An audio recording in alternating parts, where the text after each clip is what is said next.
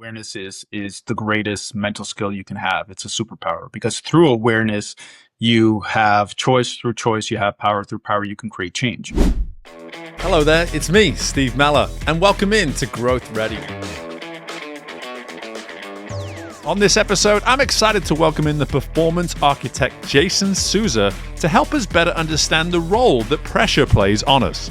Pressure reveals where you're not prepared, right? And I think that's the surface of it. For me, at the deeper level, pressure will reveal where your identity is not safe. Jason helps us understand just how far beneath the surface we must go to understand how we protect ourselves from what's possible at the surface, while giving us the insights and understanding to grow into the high performer we are ready to become. Hello there, and welcome back into the most recent installment of the Growth Ready podcast. So excited today to have Jason Sousa joining us on the show, because this is a wonderful opportunity for us to tie in my greatest love in life, which is that of sport and the world that Jason operates in. We're both former athletes, and I have no doubt we're going to align in a variety of ways when it comes to that. But before I start going too deep into who you are, Jason, and all the value you're going to bring today, I have to ask you the question that I ask everybody as we get started. And that is, what does it mean to you to be growth ready?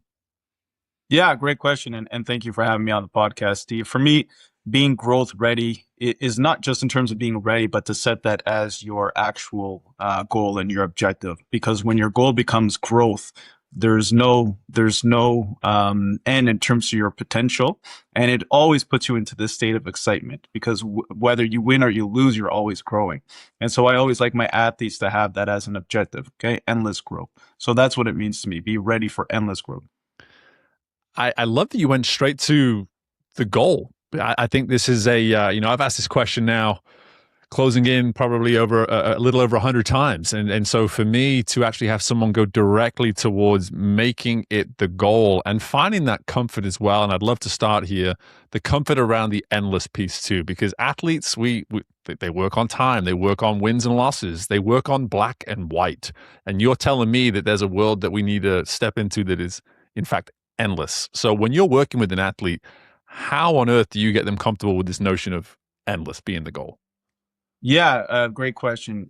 For a lot of athletes, we always talk about reaching your potential. The truth is, you'll never reach your potential, because that is to say that you stop growing, right? Mm-hmm. And so, we're never actually going to reach our potential, which can be seen as a negative. I look at it from the perspective of positive. That means you can always get better. Like if Michael Jordan had more years in his prime, that means he could have got even better, which is a scary thing to think of, but it's real, right? And so, For me, when I talk to athletes, we can talk about having an end goal or an objective in terms of an outcome, as you know very well, because you're in this world, you can't guarantee it, but who do you become in that process, right? And that for me is really exciting. For me, I want to be the number one performance coach in the world, and I'll probably never get there. But who I'm forced to become and how and what that force is in terms of growth for me, I mean, that's a huge one.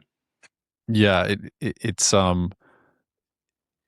it's encouraging to hear the clarity that you have around the becoming piece.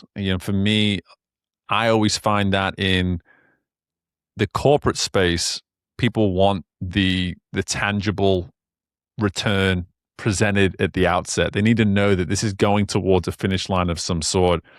And in the becoming of, we immediately embrace the fact that there is no finish. And that's the endless piece, is that if we are constantly becoming, as you put it, if we're constantly in pursuit of, then the earlier we can find that comfort and acceptance of that is an endless task, the more, I think the more grace immediately we start to give ourselves, is that every opportunity, and I'd love to go here with you, is that every opportunity is a true opportunity for learning when the endless piece is actually the goal. Correct. Yeah, absolutely. And as I tell my athletes, it's, you don't know how great you can be in your sport, right? But be excited about finding out, like, how great can you be in the sport, right? And that all of a sudden is this endless drive forward, because you're in a sense, you're never there, but it's exciting. It's like, hey, find out, can you get even better? Can you get even better? And so, yeah, as you mentioned, it's everything is wins and losses along that journey. And when your objective is growth, you can't lose. right? And Mhm. so for an athlete who's looking for growth or mastery versus an athlete who is looking for achievement, one of those is going to outlast the other, right? And it's always that one that is looking for that mastery and that growth that's always going to have the long-term success. Yeah. And looking back on your life now as a whole, when was it you started to formulate this perspective? Typically, this isn't something you wake up with and just see the world this way. So, walk us through how you yourself got to this perspective that you're sharing with us right now. Yeah, no, for sure. I didn't start walking and then see the world from this perspective. Too late from the perspective of being an athlete, Yeah. unfortunately. And even perhaps later on as a coach, in terms of really seeing that perspective, but just being able to do enough research and understanding how we are designed as human, and how the humans are how we our architecture internally and how we're driven, and seeing those who last the longest in sports in terms of who I've worked with and who I've researched, and from there just being able to see the difference with someone who's just driven by that endless growth, and how do I become even better versus someone who needs, I would say, no, doesn't even want, but someone who needs certain achievements to be able to validate some of their insecurities. Yeah. So, when you look back to that season of life where you were the athlete, because by the way, I think we relate with the same being the same athlete. There's a lot of what we're discussing today and that I get to discuss and work on today that I would give a lot of money to be able to go teach my 19-year-old self the very same thing. But when you think back to that time as an athlete, what was it about that environment that potentially prevented you from embracing this very perspective? A lot of things for sure. One of the things that I've really learned now that I didn't know back then, and I think, you and I will relate, and we talk about being that 19-year-old athlete. Well, one thing is when you're an athlete, you never stop being an athlete, right? And so, Mm, for us, the dream is just a little bit behind us, right? mhm. Maybe it's still there, but is understanding the difference between what I consciously want versus what I subconsciously am trying to avoid. And that was a big difference for me. So, I consciously wanted, the professional contract and the career. I didn't understand some of the protection patterns sitting underneath the surface that were pulling me back. And so for me, that became the big difference in terms of really understanding athletes. It's less about what we consciously are trying to achieve, but subconsciously, what are these constraints that are pulling you down, which is creating those limitations? And until you explore that, that typically becomes the limitation to performance and potential. Yeah, and the constraints piece, clearly it's not conscious. It is something that's operating beneath the surface, which is why I love that you've used this word architect already, and I know it's a big part of what you do today around being a performance architect. It's such an intentional word for this kind of work. It immediately implies that this is structural, this is foundational. Like there is no other way of looking at the term architect and not seeing precisely that. So, for someone who is feeling as though a mirror is being put up in front of them right now through some of the descriptions that you're giving, despite where they may find themselves in life, how on earth do we get to that point where we suddenly say, you know what, enough's enough? Like it's time for me to really check in and look at myself foundationally and really start doing this work. I'm just curious, like what is that what is that typical point of arrival when someone comes to work with you with this type of stuff? Yeah, yeah. I think, as you mentioned, in terms outside of athletics, I believe it's often said that, when the fear of staying the same is greater than the fear of change, that's typically when someone starts to look in the mirror and start to wonder why, they're stuck. In terms of athletes, typically the athletes that I work with are ones who, if they've done all the preparation, the talent is there in terms of them being able to execute without pressure. Oftentimes they've worked with sports psychologists or mental performance coaches. And so they have all the tools, and still there's that resistance there when pressure hits. And, it's that frustration. And certainly I can relate, and perhaps you as well, that frustration of knowing there's another version of you in terms of performance, but it can't seem to get that out when it matters most. And, I think at that point, a lot of my messages on Instagram starts to really resonate with parents and athletes. And that's when they reach out to understand what's going on, because there's levels beneath mindset that I wasn't aware of until, number one, I failed first. And then secondly, unfortunately, that I failed some of the athletes that I worked with in terms of mindset. And some of the most gifted, some of the most dedicated athletes still, with all the preparation, still were holding back when the moment really mattered, which told me there's layers deeper than this. And that put me on this whole journey. And I'm glad I did. Yeah.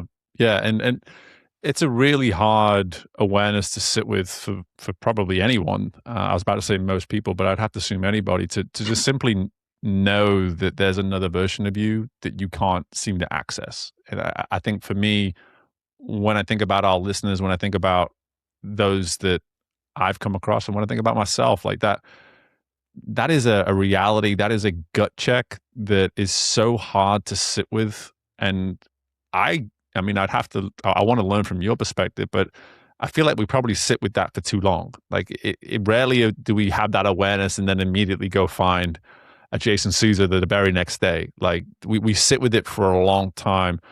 You alluded to that balance between the comfort and then the need for the change. Like for you, at least from your world, and I think we can then bridge it over to this more corporate, if not, just holistic perspective. You find that people typically are holding on to this kind of an awareness that they know there is another version of me.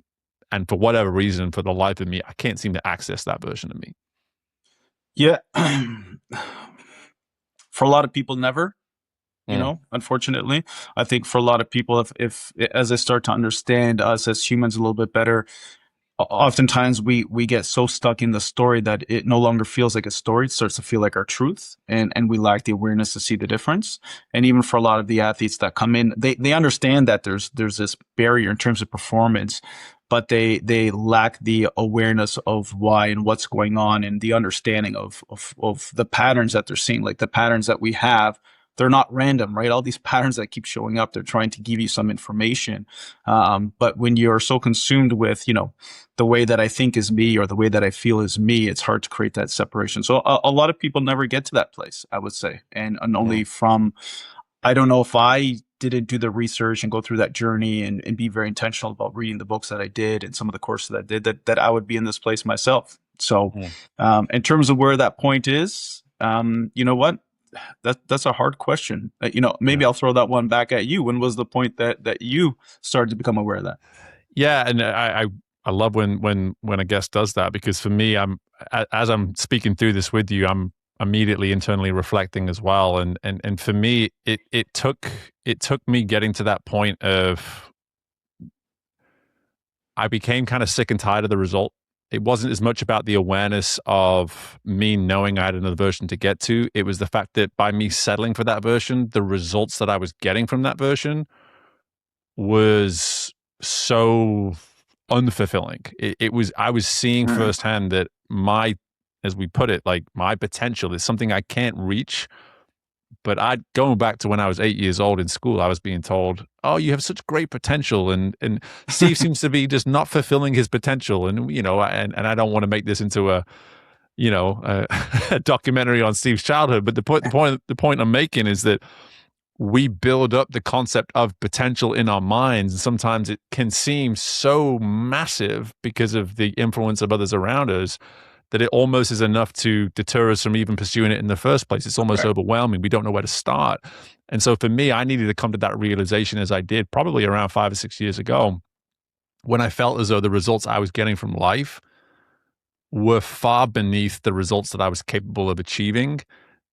And I'd known that I was capable of more for a really long time. And for me, that was when common sense kind of took over. It's like, well, you're getting the results for the version of you that you're investing in.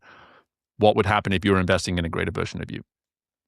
Yeah, I love that, and that's such a great perspective. And I think for a lot of us, we're always under the impression. One, you talked about that potential. I see it with the athletes. Like at some point, being told about your potential for so long starts to create protection, right? And Mm, and the very talent that you have starts to become the cage that keeps you stuck. Because at some point, at the deepest level, we're all trying to avoid the feeling of whether it's not enough or I don't belong, And so, that often comes the cage to a lot of us in terms of our potential. But I love the fact that you had that intuitive kind of pull forward, which I think we always have, right? And we're always telling athletes, go and chase your greatness as though it's something external for you to go and grab, right? And I always tell the athletes I work with is that seed is already in you, right? Mm. It's about removing what is in your way internally in terms of being able to express that, which is different. And for me, I think that's really, really important. Otherwise, we're always the victim of circumstances, and we're not. And that's really important.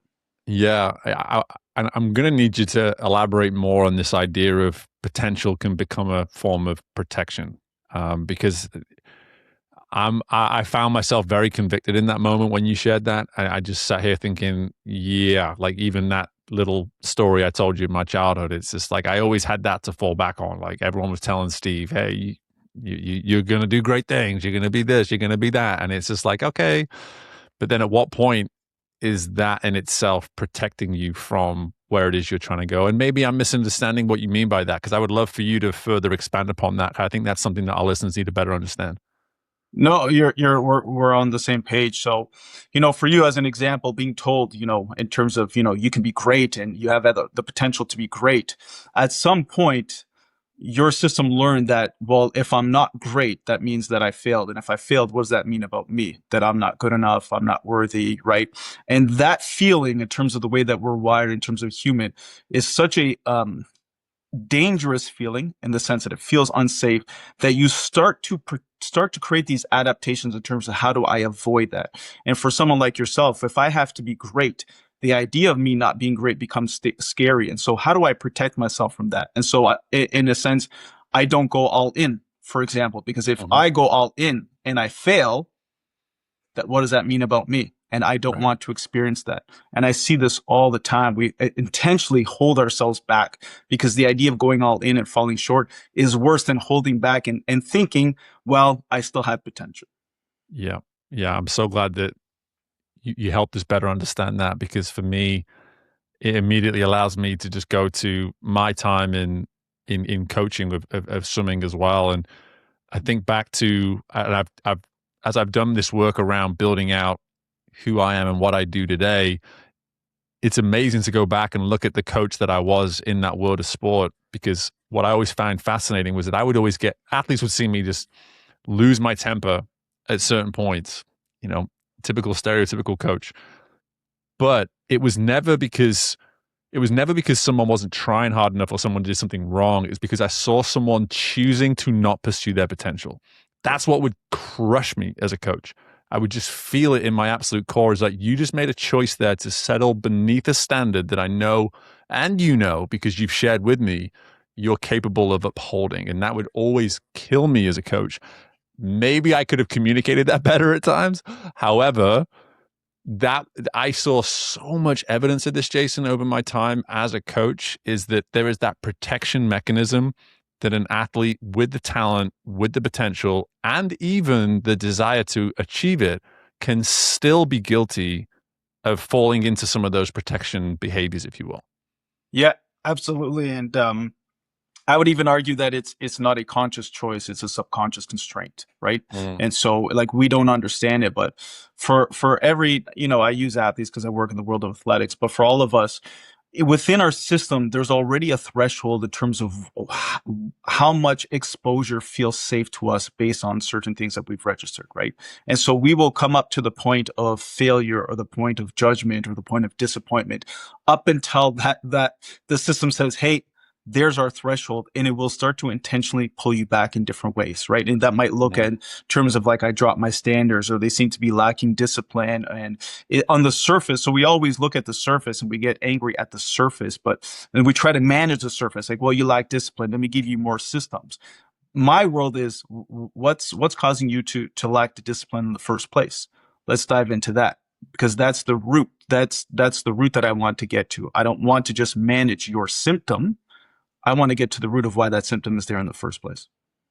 Yeah, we're going to come back to this idea of becoming angry at the surface, and then this this human tendency to then immediately diagnose and prescribe at the surface. I think that is a fascinating concept that I want to really get to. Before we go there, though, I want to think more about that environment that might create those moments where we do get angry at the surface. And I want to go to pressure, because clearly pressure is a big part of the work that you do today.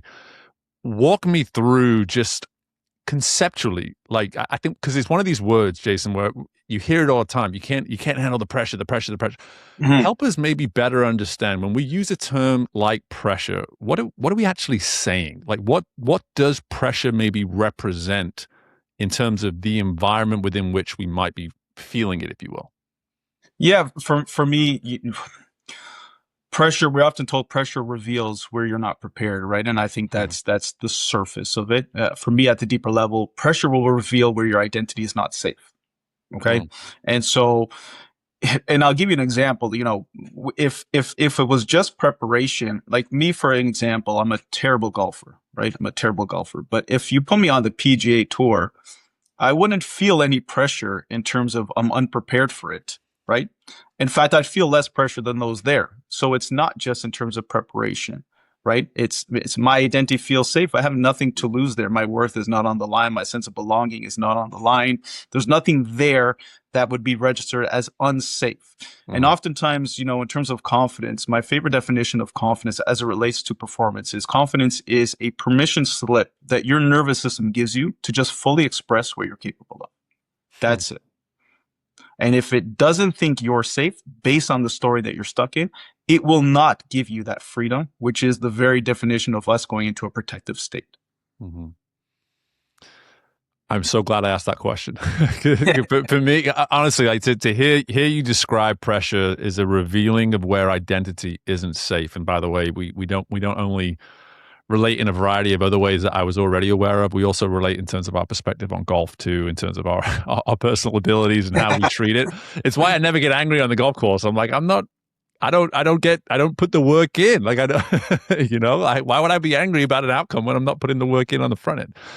But the idea that pressure reveals this identity where we're not feeling as safe or we feel unsafe.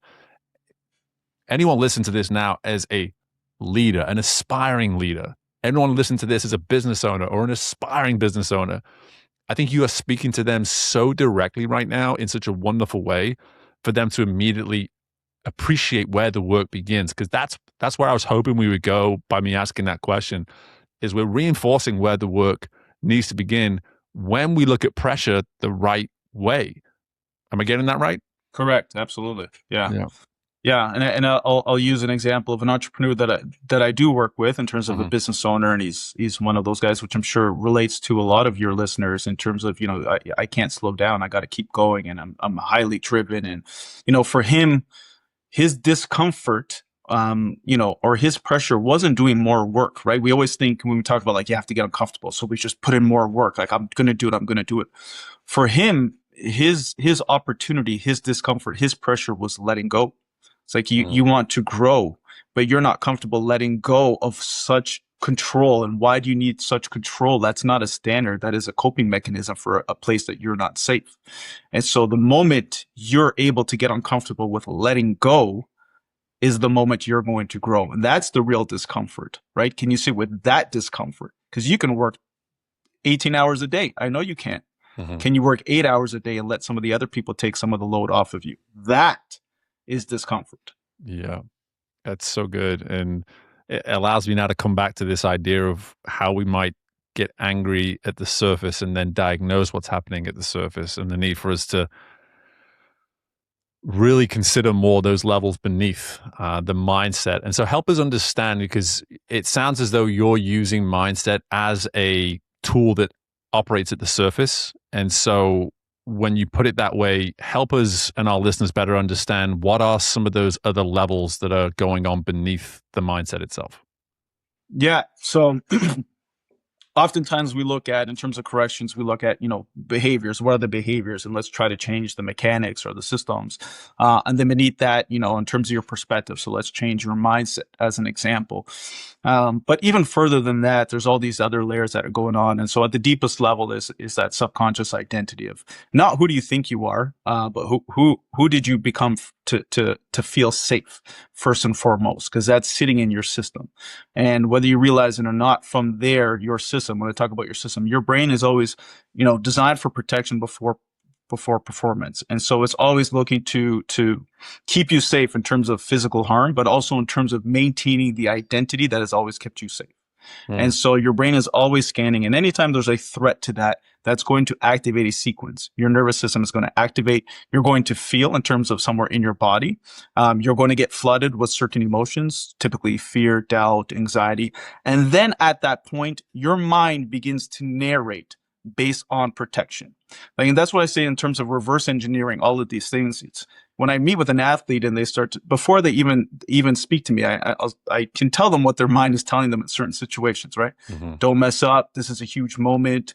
That is simply the language that your internal system uses to describe where your identity is not safe. It is literally trying to protect you from going into a place where your identity is going to feel exposed. And once you start to see these patterns, they start to become very obvious. You can start to reverse engineer back to where your identity is not safe, which is creating all of the things that you see on the surface. As you mentioned, in terms of the surface, a lot of us, what we try to do is we're fanning the smoke, but we don't put out the fire, right? Mm-hmm. And so you're just consistently fanning the smoke and it shows up again. And it's like, why is this here again? It's because you haven't put out the fire. Until you put out the fire, you're going to continuously try to fan out the smoke. Yeah.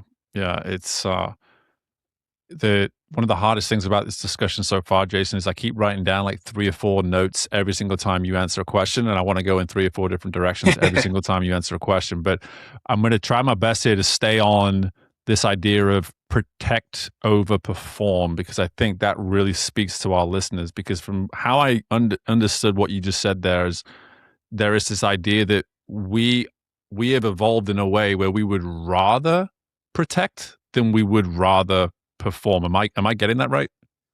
I would argue we are designed for protection over performance. Yeah. Got And it. so when you look at your system from your brain to your nervous system to your mind, all of that is designed for protection first and foremost, right? Like as mammals, we're designed for survival. And so the brain is always asking, how do I maintain survival in this situation, both physical and in terms of identity?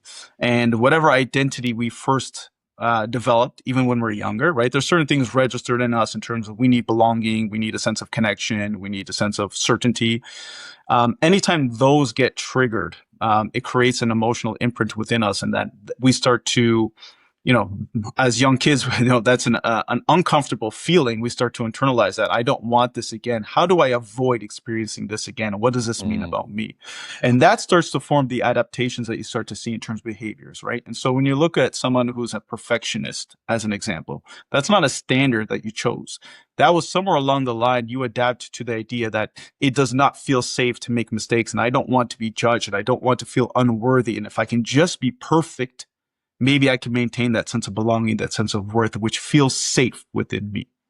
And the problem for that is that we grow up and, we're in these adult bodies still living that story. We don't see it, but it's still dictating all our behaviors underneath the surface. Yeah, and I'm glad I asked the way I did, because it allows us to go back to your point earlier of it not being a choice. Like the designing of implies the lack of choice, like when it's a Correct. design. And so for you to now lead with this idea of being a performance architect, it all makes sense now.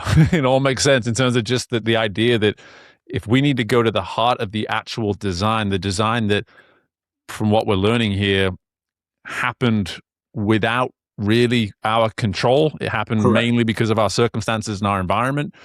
For us to now sit here and go, well, if I want to perform at an optimal level, if I want growth to be this pursuit that is in fact endless, I need to go to, in a very intentional, conscious way, to the heart of the design that is currently trying to protect me and start to move towards the heart of the design that is allowing me to perform. Bingo. Bingo, Yeah. you absolutely nailed it in the sense that before you can, what we often try to do is we try to build this identity or this purpose on top of the invisible constraints underneath, right? And Hmm. so my work is before we can install that deep drive of purpose in terms of going forward, we need to remove what would pull you back. Right. Hmm. And so remove that need for protection. And why is that there? And what does it think that it's protecting you from? And why is it registered in your system as unsafe? And so a lot of us, as you said, you can force your way through a lot of that just through sheer willpower, which a lot of people do, but it comes at a cost. It comes at a Yep. huge cost, whether in terms of relationship stress. Like a lot of people go on to achieve things, and that whole journey was miserable, Hmm. right? Because you were just pushing through the things that you couldn't see, the things where you felt unsafe. And Yep. so that's why I love the idea of growth in terms of an objective over achievement, because it's just something that's so exciting to strive for, because it's endless. It's Yeah. always endless. Yeah. And there's two pieces of that explanation there around the design, which I think are really important. Like this idea of the cost. I think what it immediately does is it allows us to firstly understand that we should give ourselves the grace that this was in fact a design that came almost unbeknownst to us. Like it was Correct. happening without our awareness of. And at the Hmm. second time, it also allows us to get the costs out in front of the work to really anchor down why the work matters. Because that's a big part of the world that I operate in in terms of how we coach today with our clients is this idea of how can we as quickly as possible get to the point of where we make the work matter, because without that, the accountability, the follow through, all this kind of thing is always going to be lacking. And so I think this idea of leading with the cost of the design helps a person suddenly go, you know what? There is so much more necessity around this work than I've ever been giving it credit, as opposed to saying, like, hey, look what can happen when we make it about performance design. We're going straight to the result of the benefit of, for me, and again, I'd love to kind of go back and forth with you here on this to get your opinion. For me, I think as humans, we seem to operate with greater consistency and intentionality when we just simply better understand the cost of the behavior as opposed to simply being incentivized to only the benefit of the behavior, Correct. if you will.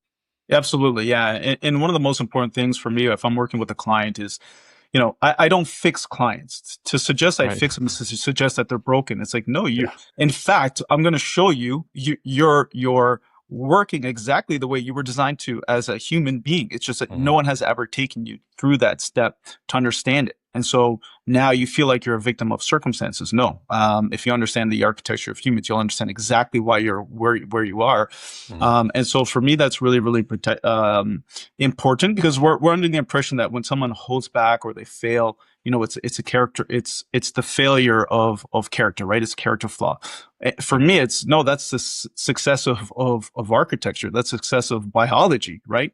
And from that perspective, it just gives such a sense of relief for the people that I'm working with who've for so long thought like I can't handle pressure or like my confidence is broken. It's like, no, not at all. In fact, I hate to be the one to tell you, because I know mom and dad told you you're special, but from what I can see, you're just normal like everyone else, Right. right? And so that just gives a release. And then even from the perspective of when I look at some of the performance arenas, let's say confidence or focus, we're just like, here's how you focus as an example. And here's some tools to help you focus. I like to say, here's what stole your focus, right? Mm. Here's where protection showed up and pulled you into the past to think about the mistake that you made because it was a threat to your identity and you needed to track it closely, and why you're worried about the future, because you're where you're not safe.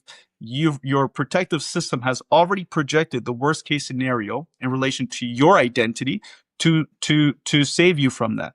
But now we as athletes or performers in general, we're not performing from a place of neutrality. We're performing from a place of, we already seen a future that we don't like, and now we're actively trying to avoid that Mm. future, right? And you can see how that starts to create the constraints, the tension, the pressure that a lot of us experience when it comes to performance. Yeah, there's such a huge part of awareness in all of this. Just again, and awareness as a topic is a discipline in itself. It's something I'm just enormously drawn toward just in the work I do, but also just as a student of the work I do too. I love learning about awareness. I I want you to help our listeners better understand when it comes to awareness as a skill set.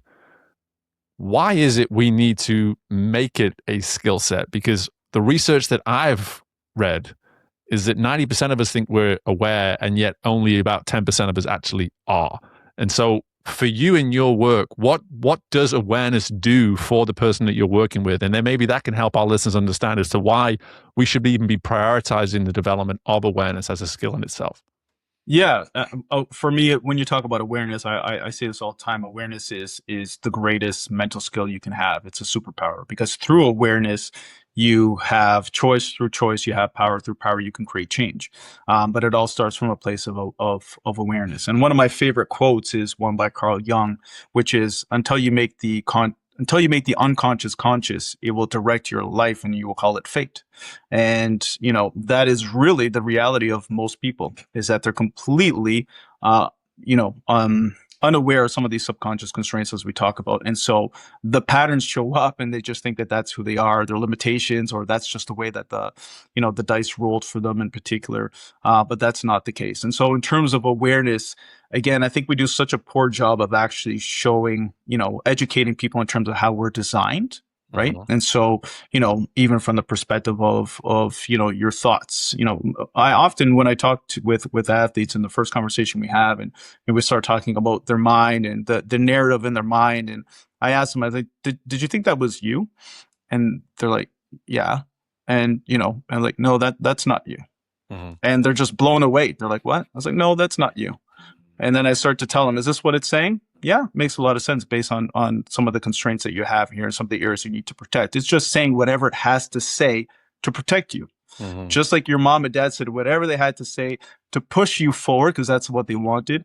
Your mind, that narrative, is saying whatever it needs to say to keep you safe from where your identity doesn't feel safe to be exposed. Mhm. That's it. And it will use fear. It will use doubt. It will use comparison. It will use judgment. That is not random. Those are not random. Those are all patterns. And we need to teach people how to become aware of these patterns because those very patterns are showing them where they're not free, where they're not safe, where performance is constrained. Mm. And so the patterns, I have to assume, they lead us to that eventual ability to perform, like to actually step into the limelight and say, like, hey, listen, once I now better understand, have that awareness of the patterns of behavior that take me into this more predictable, safe space, I am now relearning new patterns that allow me to step into a performance arena and actually be the performer I'm aspiring to be. Yeah, and as you said, in terms of reverse engineering, let's say for someone, we'll use a young athlete as they can perform, but there's certain, I'm inconsistent. Well, let's look at that. Where there's something consistent about the inconsistency. Let's dive into that, and you can start to see, well, hey, what was different here? I was like, oh, yeah, and that one there, my dad drove me instead of my mom. Okay, what's something there? Okay, and then you start to learn, well, in your system, it feels unsafe to disappoint your dad. Why? And we start to, okay. And then we start to track back to the original root of that. And we need to be able to separate what was real, because what you felt was real, but the Mhm. conclusion that you drew from it, because that conclusion which sits in your system is the very thing that doesn't allow you to feel safe. So, for example, if dad is the source of my safety and he's not happy when I don't perform well, which means not performing well in front of my dad is unsafe, well, then guess what? As soon as I'm performing in front of my dad, my system comes up to the surface and says, hey, we need to protect you. Mhm. And that starts to create the constraints and the tension and the overthinking, which causes the mistakes. And then we start to get stuck in these mental loops. Yeah, and that's such a vital piece of information for anyone listening to this is this idea that the reality, the emotions that we have in that moment, that is in fact real. That is the reality that we are experiencing. But the interpretation of that's the bridge. That's the bridge that we have so much more control over when we can start to develop these patterns that you were alluding to. Yeah, and people in different circumstances are going to trigger things in you, which is going to reveal to you where you're still constrained.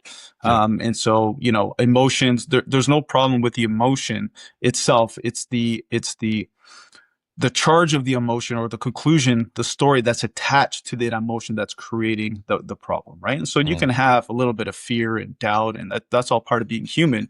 But when that fear and doubt says you are not safe to fully express yourself in this moment, that's when it starts to become the problem. Yeah. No, such good stuff. And for me to return now to this idea of focus, this thought that I immediately have was that if we have this vision of ourselves, the performer, the optimal version of self, this person that we are so intentional now around becoming, what are some of the more typical standard day-to-day ways that you see a person's focus being stolen? I love the way you frame like that terminology. I think is truly fascinating and also fantastic at the same time, is this idea that our focus, we don't lose it, that it can in fact be stolen from us. So just walk us through maybe the ways in a performance setting how this focus may in fact be stolen. Yeah, I'll look at it from two, from the performer of someone perhaps in business, right? Let's Mm-hmm. say, for example, someone who's, trying really to level up and step into a new version of themselves.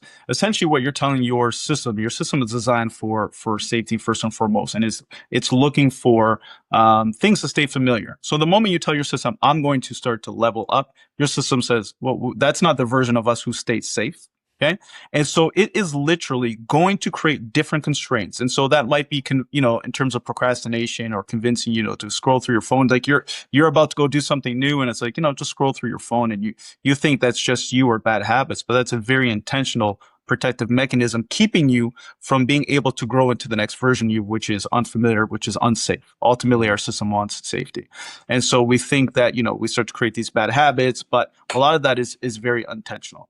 The second part of that is in terms of performance. Like if I'm in a performance, you obviously know because you worked in the world of athletics, our responsibility is just going to be completely immersed in the moment. But again, where I feel unsafe, my system has to manage anything that is a threat to my identity. And if I just made a mistake, as an example, we talk about like a reset mistake. Here's a tool to reset after a mistake. My question is, why did that trigger you so much in the first place? Right? Mm. Like a mistake is a moment in time. It's just there to give you feedback, except where your identity is not safe. So now I'm going to give you a reset to help you manage that. But again, you're going to have to use that reset over and over and over again. Right. Mm. And so to the extent that you're not safe, your system literally has to manage the past and the future to keep you safe. And that's what pulls you out of the moment. Mm. Yeah, it's a response system. Like that's kind of how I'm just interpreting all this. Like that ability to, yeah, like you said, we don't want to always rely upon a reset because the reset becomes a band-aid in many ways. But so the idea then becomes if we can respond differently, and I'm hearing just such an enormous amount of curiosity required. Curiosity comes up a lot on this show. But for someone to always stop and instead of going to that tendency of like, what is my reset process, blah, blah, blah, like to just stop and go, why do I keep responding this way? Asking the harder question, because Yes. that question forces harder work. Like that's what and then, again, you don't ever have to excuse that on this show. Like we want to do the hard work. If you're listening to this show, it comes with listening to it.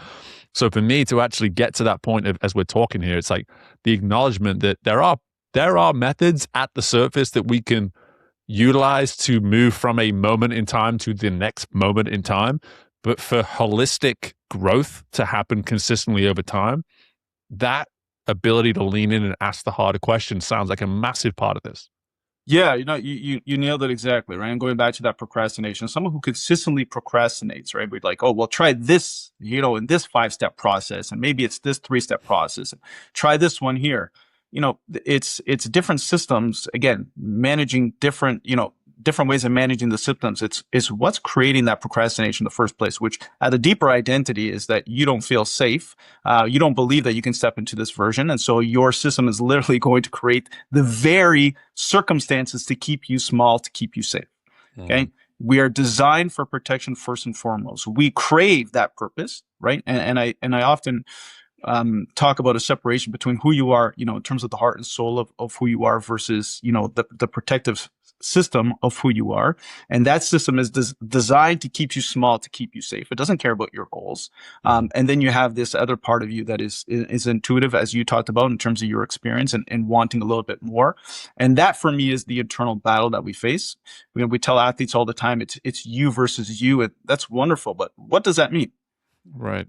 What does that mean? And so my intention is I'm going to show you exactly what that is. Let me show you the protective version of you sitting in your system, pulling you back.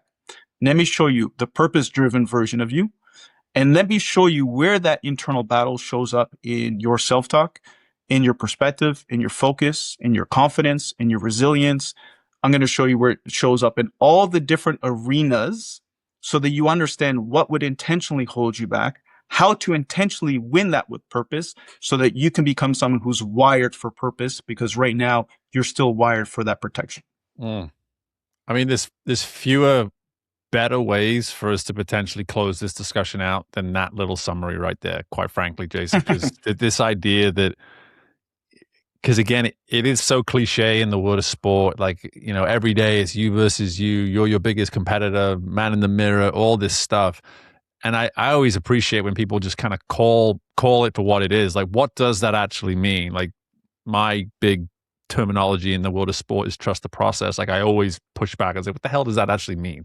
You know, Correct. like, so it's just one of those sayings that we get. It looks great in a reel, but can we just be real here? Like, what does that actually mean? And so for you to just say it is about the version of you that's protecting versus the version of you that wants purpose. Correct. And to understand that one of those things is active and one of those things is aspirational, and that aspirational version doesn't get to see the light of day if we don't deal with the actual version in the moment, that person who's protecting you from being the best version of you, that 9 times out of 10, sadly, is going to step aside when it goes up against that version of you that's aspiring to have purpose. Like, that's what I've taken from this entire discussion. So how do we reframe? Correct. No, you can want something as much as you want, but if that protective system doesn't think that your identity is safe to experience it, it will not allow you to have it. Mm-hmm. Very simple. And it has various interesting weapons that it can use to pull you back down. Yeah. And you will, as you said, we'll call it fate. I just got unlucky. Yeah. I keep getting unlucky. Do you? Do you keep getting unlucky? Or have you looked at the pattern? Because we're always under the impression that something external is blocking me from getting to that place. But it's not, right? Something internal is blocking you from getting to that place. And you need to start to see the patterns. And that is absolutely the difference. And yeah, that happens for a lot of athletes. It's you've trained for performance, but once pressure hit, protection won. Because it is you haven't explored it, and it sits invisible, and it wins that battle as long as you don't bring it to the surface.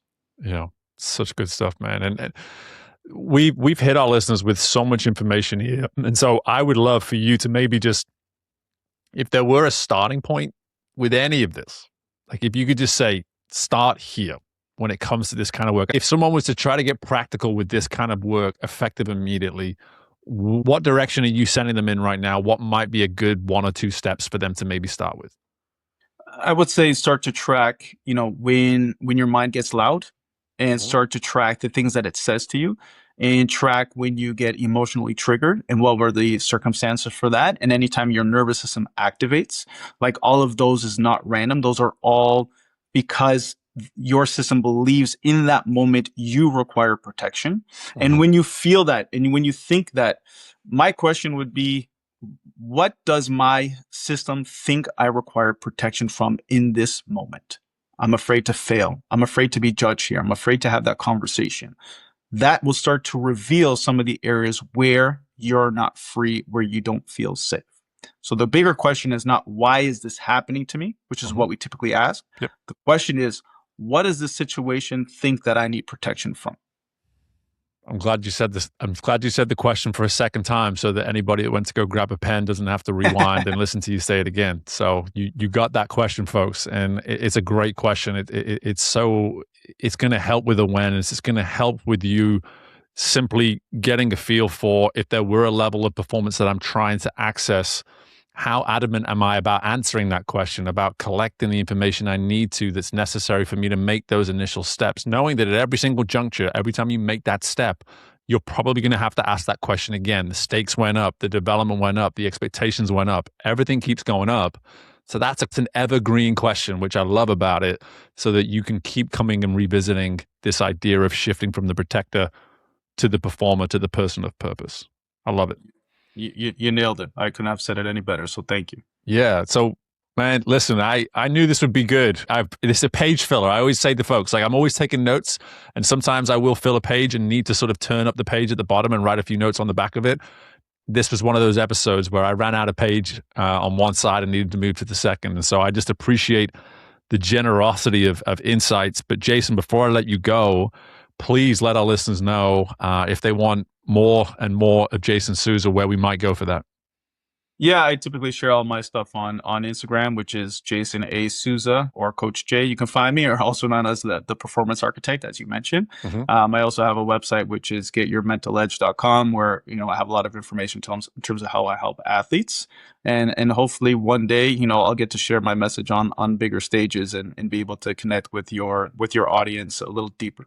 Yeah, absolutely. Well, we can talk about that offline, but there's some plans in the work for the future for how I can do what I do on a bigger stage as well, and get the kind of folks like you who can bring value to those stages. So we'll talk about that. But Jason, if this was a step towards you becoming at the best of what you do, as you alluded to at the beginning, man, I'm glad that I got to be part of one of those steps along the way. But listen, again, thanks for the generosity of the insights, and just best of luck with all your work, brother. No, and likewise, I just someone who genuinely really appreciates the work that you do and the stuff that you're putting out there. And I think we need it so much. And there's a lot of that raw and push through. And it's nice to know that there's people who's actually giving some real context behind the message. So thank you for the work you do. Appreciate that.